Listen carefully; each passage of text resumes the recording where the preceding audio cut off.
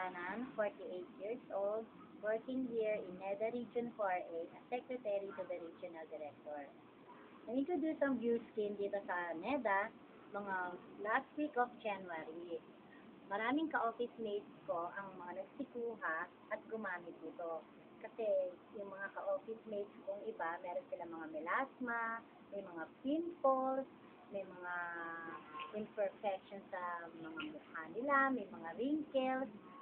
Hanggang sa napansin ko na nung gumagamit sila, ang laki ng pagbabago.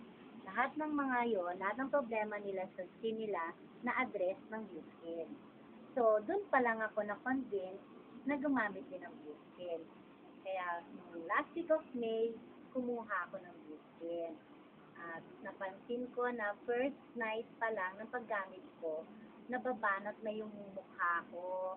Tapos, nag-glow yung skin ko. Pagkatapos, nag-pinkish. Hanggang sa tuloy-tuloy yun na first week na paggamit ko. Laging ganon kada titingnan ko sa salamin.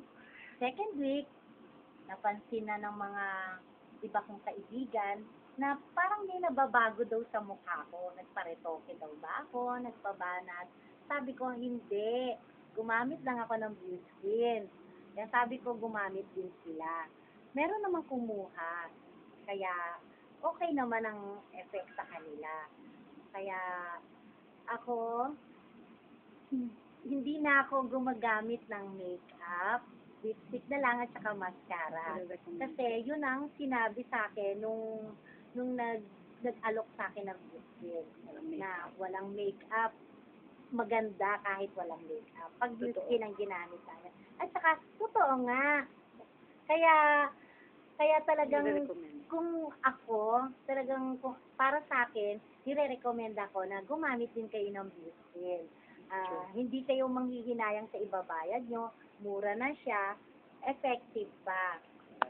Okay.